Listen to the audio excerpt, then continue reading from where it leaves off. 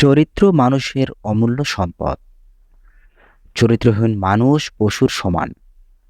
একজন মানুষের মধ্যে যখন সততা, সত্যবাদিতা, বিশ্বস্ততা, ক্ষোধাভীরতা, পরোপকার, ন্যায়পরায়ণতা, ধৈর্য, সহনশীলতা, ক্ষমা ও ত্যাগের ন্যায় প্রভৃতি মানবীয় গুণাবলীর সমন্বয় ঘটে, তখনই তাকে চরিত্রবান বলা হয়।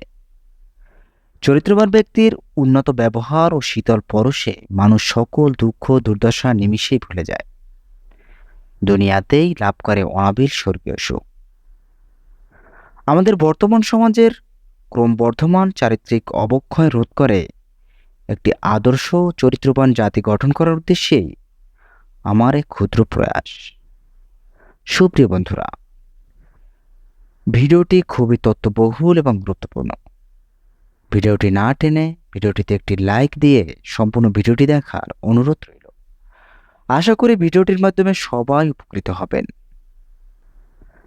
চলুন দেরি না করে মূল ভিডিওতে চলে যাই।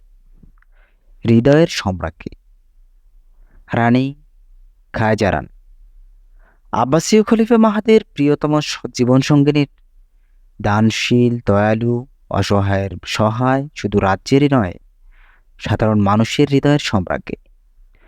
বাদশাহ হারুনুর রশিদ তারই ঐরসজাত সন্তান। বুদ্ধিমত্তা, স্বভাবজাত পবিত্রতা, কল্যাণকামিতার ফলে খলিফা মাহাদের উপর অত্যন্ত প্রভাব রাখেন তিনি। এই হৃদয়বান মানুষটিরই একটি চমৎকার ঘটনা সুপ্রিয় ভিউয়ার্সদের কাছে তুলে ধরেছি। মূল ঘটনা হচ্ছে, একদিন সকালবেলা রানী তার মহলে বসে আছেন। রাজকীয় শান শৌকত আভাময় সে মহল। চেহারার খুশির আমেজ, হাসি হাসি ভাব নিয়ে কী যেন ভাবছেন তিনি। হয়তো অতীতের কোনো সুখময় স্মৃতি মনে পড়ছে, কিংবা প্রিয়তম স্বামীর হৃদয় জোড়ানো কোনো কথা মনের গহীন কোণে উকি দিয়েছে। এমন সময় উপস্থিত হলো এক দাসী। বিনয় ঝরে পড়ছিল দেহের প্রতিটি অঙ্গ থেকে। বলল, মহামান্য সম্রাজ্ঞী, একজন মহিলা আপনার সাক্ষাৎ প্রার্থনা করছে। দেখতে বড়ই অসহায় ও দরিদ্র মনে হচ্ছে তাকে।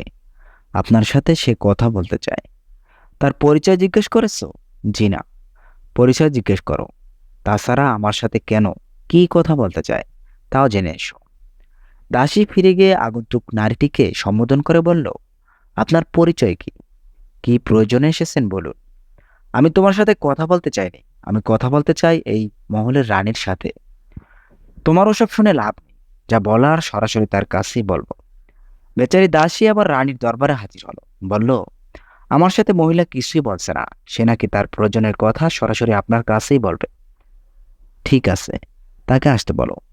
খানিক পরে জীর্ণ বসনা, জীর্ণকায়া, ভগ্নদশা এক নারী সম্রাজ্ঞীর সামনে উপস্থিত। কিন্তু তার ভগ্ন অবয়ে অভিজাত্যের অপরূপ সৌন্দর্য ঠিকরে পড়েছে। যেন সে সৌন্দর্য আড়াল করে রেখেছে অবহেলার ক্লেদ, অভাবের অভিশাপ আর ক্ষুধা তৃষ্ণার অবিরাম অভিচার।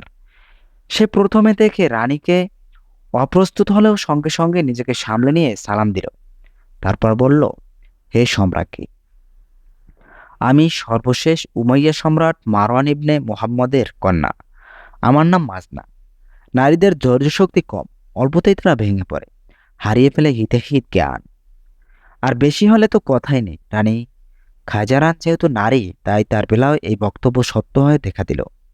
উমাইয়া শব্দটি শোনার সাথে সাথে তার মনে পড়ে গেল বনু আব্বাসের প্রতি উমাইয়া শাসকদের বর্বরতার কথা, তাদের নির্মম ও নিষ্ঠুর আচরণের কথা।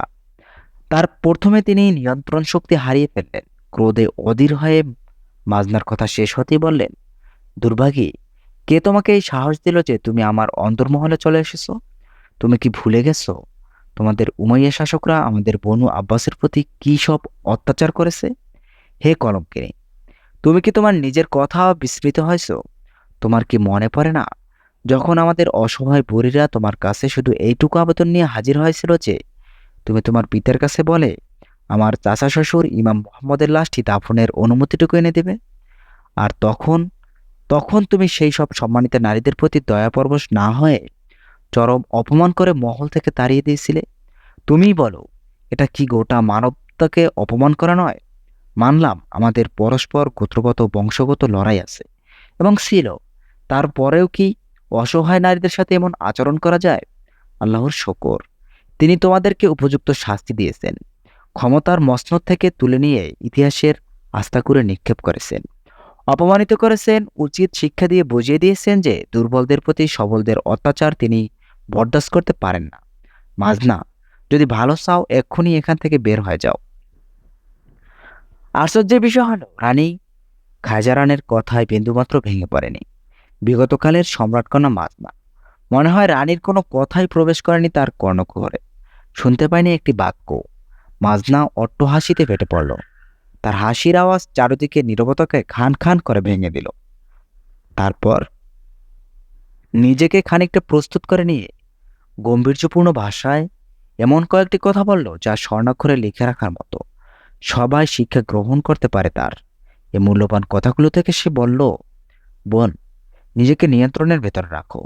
তুমি ভালো করেই জানো যে এক সময় আমি তোমার চেয়েও বেশি বিলাসী ছিলাম, আকণ্ঠ নিমজ্জিত ছিলাম সুখ সাগরে। সম্পদ আর প্রভাব ছিল আমার ঘরের দাসী। আমি আমার রূপ সৌন্দর্য নিয়ে অহংকার করতাম।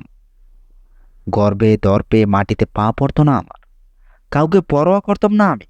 কিন্তু খুব অল্প সময়ের মধ্যেই এই প্রতিফল আমি কড়ায় গণ্ডায় পেয়েছি। আল্লাহ আমাকে আমার কৃতকর্মের শাস্তি দিয়েছেন, তোমার মহলে এনে তোমার সামনে বিনীতভাবে দাঁড় করিয়েছেন। ইলাহির অসীম কুদরতের ইশারায় আমি এখন পথের কাঙ্গালি। বরং তার চেয়েও মন্দতর আমার দশা। আমার জীর্ণশীর্ণ অবস্থা আর পরিধেয় কাপড় চোপড়ই এর প্রকৃষ্ট প্রমাণ। তোমার কাছে আমার শেষ কথা হলো, তুমি যদি আমার মতোই ভাগ্যপারণ করতে চাও তবে অপেক্ষায় থাকো, আমি চললাম। এতটুকু বলেই সে দ্রুত বেরুবার পথ ধরল। মাজনার কথাগুলো রানী খাসরানের বদ্ধহৃদয়ের কপাট খুলে দিল। ক্রোধের আগুন ঠান্ডা হয়ে গেল। তিনি চিন্তা করলেন, ঠিকই তো, মাজনা আমাদের সাথে দুর্ব্যবহার করছে বলেই আজ তার এই করুণ দশা। পথের ভিখারিনী হয়ে আজ সে রাস্তায় রাস্তায় ঘুরছে, অপমানের বোঝা মাথায় নিয়ে এখানে সেখানে ধর্ণা দিচ্ছে। আজ তার দিকে ফিরে তাকাবারও কেউ নেই। তার জীবন থেকে আমার শিক্ষা নেওয়া উচিত। আমি যদি তার সাথে ওইরূপ আচরণ করি যেমন আচরণ সে আমাদের সাথে করেছিল, তবে তো আমি তার মতোই হলাম। উপরোক্ত এর ফলশ্রুতিতে আমার জীবনেও যে এমন ঝড় বয়ে যাবে না, তার কি কোনো নিশ্চয়তা আছে? এসব কথা ভাবতে ভাবতে রানী খাজরান ফিরে চললেন। মাজনার এক চরম দৌড়ে গিয়ে বুকের সাথে মিশিয়ে দিয়ে আলিঙ্গন করতে চাইল, কিন্তু মাজনা পিছনে সরে গিয়ে বলল, না খাজরান, তুমি আমার সাথে আলিঙ্গন করতে পারো না, কারণ তুমি রানী আর আমি ভিখারিনী। তোমার পরনে রাজকীয় বসন আর আমার গায়ে সেরা জামা। কোথায় তুমি আর কোথায় আমি? রানী আর নিজেকে ধরে রাখতে পারলেন না। বেদনার এক পশলা নোনা পানি তার চোখ বয়ে টপ টপ করে ঝরে পড়ল। যেন অনেক দিনের বেঁধে রাখা নদীর মুখ এইমাত্র খুলে দেওয়া হয়েছে। তিনি রুমাল দিয়ে চোখ মুছতে মুছতে দাসীদের আদেশ দিলেন, বললেন, মাজদাকে গোসল করাও, শাহী পোশাকে সজ্জিত করো, উত্তম সুগন্ধিতে সুরভিত করে আমার সামনে উপস্থিত করো। হুকুম তামিল হলো সঙ্গে সঙ্গে। শাহী পোশাক পরিধান করানোর পর মাজনাকে মনে হচ্ছিল চাঁদ বুঝি মেঘের আড়াল থেকে বেরিয়ে এসেছে। এবার সম্রাজ্ঞী খায়জারান মাজনাকে জিজ্ঞেস নিজের পাশে বসে বললেন, মাজনা, আমার পূর্বের কথায় নিশ্চয়ই তুমি কষ্ট পেয়েছো। আমাকে ক্ষমা করে দাও বোন। আসলে তোমার পরিচয় পাওয়ার সাথে সাথে অতীতের সব দৃশ্য একত্রে আমার সামনে ভেসে উঠেছিল। তাই নিজের উপর নিয়ন্ত্রণ হারিয়ে মুখে যা এসেছে তাই বলে ফেলেছি। তোমার কথায় আমার ভুল ভেঙেছে, তাই আবারও তোমার কাছে ক্ষমা প্রার্থনা করছি। বলো, তুমি আমাকে ক্ষমা করেছো কিনা? ক্ষমা করবো না মানে? অবশ্যই করেছি। আমি তোমার কাছে ক্ষমা চাচ্ছি, আমাকেও ক্ষমা করা দাও বোন। হ্যাঁ, আজ থেকে আমার মনে কোনো দুঃখ নেই। আমি তোমাকে ক্ষমা চাওয়ার আগেই ক্ষমা করে দিয়েছি। আর আমার মনে যে কষ্ট দিয়েছি তার কিছুটা হলেও বদলা দেওয়ার চেষ্টা করবো আমি। ওহো, কথায় কথায় তোমার খানার কথা ভুলেই গিয়েছিলাম। এবার খানা খেয়ে কিছুক্ষণ বিশ্রাম নাও, তারপর কথা হবে। বহুদিন পর তৃপ্ত সহকারে আহার করলো মাজনা। খাবার ও বিশ্রামের পর আবার কথা শুরু হলো। রানী বললেন, এখন তোমার অভিভাবক কে বলো তো? এখন কে আমার অভিভাবক হবে? আত্মীয়দের কেউ তো বেঁচে নেই যার কাছে আশ্রয় নেব। সম্পর্ক যদি কিছুটা থাকে তাহলে তোমাদের সাথেই আছে। দুঃখ করো না মাজনা, আজ থেকে তুমি আমার বোন। আমার তো অনেকগুলো মহল আছে, তার মধ্যে তোমার যেটি পছন্দ হয় সেটি নিয়ে নাও। এখন থেকে তোমার কোনো অভাব হবে না ইনশাআল্লাহ। আমার মহলের প্রয়োজন নেই বোন। আমি তোমার কোনো কথাই শুনতে চাই না। ওই যে দেখা যায় আলিশান মহলটা, সেটাই তোমার বসবাসের স্থান। সেখানে তোমার জন্য থাকবে প্রয়োজনীয় সুখ সামগ্রী, দাসদাসী সব কিছু। কিছুক্ষণ পর রানী নিজে মাজনাকে নিয়ে তার মহলে পৌঁছে গেলেন। আসার সময় নগদ 5 লক্ষ দিরহাম তার হাতে তুলে দিয়ে বললেন, এটা তোমার পছন্দ মতো খরচ করবে। সন্ধ্যা যখন খলিফা মাহাদি তার মহলে ফিরে এলেন, তখন সম্রাজ্ঞী খায়রানের দিবসের কাহিনী বলতে লাগলেন।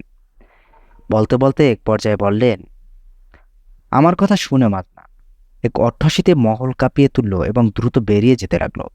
মাজনার অহংকার ও দুর্ব্যবহার কথা রানী খায়জারান যতটুকু জানতেন তার চাইতে বহুগুণে বেশি জানতেন খলিফা মাহাদি। কিন্তু অসহায় ও দুর্বল মানুষের প্রতি তিনি ছিলেন অত্যন্ত দয়াশীল, চাই সে প্রাণঘাতী শত্রুই হোক না কেন। তাই রানীর কথা শেষ না হতেই তিনি ক্ষিপ্ত কণ্ঠে বলে উঠলেন, খায়জারান, আল্লাহ তাআলা তোমাকে যে সম্পদ ও সম্মান দিয়েছে তার শুকরিয়া আদায় করা এটাই তো মোক্ষম সময় ছিল। তোমার এই আচরণ মোটেও সমীচীন হয়নি। আরে সব কথা শুনে নেবেন তো, বলো। রানীর মুখ থেকে সব কাহিনী বিবুর হয় শুনছিলেন খলিফা। এতে পুলকিত হচ্ছিল তার হৃদয়মন, চোখে মুখে হাসির আলো ফুটে উঠেছিল। থেকে থেকে রানীর কথা শেষ হলে আনন্দের অতিশয্যে তাকবীর ধ্বনি দিয়ে সিজদায় লুটিয়ে পড়লেন তিনি। তারপর স্বামী স্ত্রী আনন্দ অশ্রুতে ভাসলেন কিছুক্ষণ। পরদিন খলিফা মাজনার কাছে নিজের পক্ষ থেকে বিরাট অঙ্কের উপহার পাঠালেন। সেই সাথে এই পয়গামও পাঠালেন যে, তোমার সেবা করতে পেরে আমরা আজ সীমাহীন আনন্দিত। এখন থেকে তুমি এখানেই থাকবে। সুখের সামান বলো আর নিরাপত্তায় বলো, কোনোটাই অভাব হবে না তোমার। সুপ্রিয় ভিউয়ার্স, শত্রু ও দুর্ব্যবহারকারীদের সদাচরণ করতে পারাই তো খাঁটি মোমেনের পরিচয়। তাই আসুন, আলোচ্য ঘটনা থেকে আমরা শিক্ষা নেই এবং খারাপ ভালো সবার সাথেই আনন্দ সুন্দর আচরণ করি। আর সর্বদা বেঁচে থাকতে অপ্রাণ চেষ্টা করি অহংকার নামক মহাবেদী থেকে। হে মহান আল্লাহ, তুমি আমাদের তৌফিক দাও। আমিন।